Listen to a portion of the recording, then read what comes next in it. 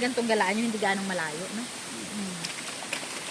Para hindi ka nagmamadaling pumunta at umuwi. Oo. Makauwi ka ta agad din. Kung kailan nandyan na tayo, nandito na tayo sa Cavite, hindi naman tayo nakapasyal-pasyal, no? Yung mga taga-Cavite lang. Nung nasa Paranaque tayo pa, nung nakakapunta tayo ng, saan yung pinupunta natin? Bataan ay, ano yun pa?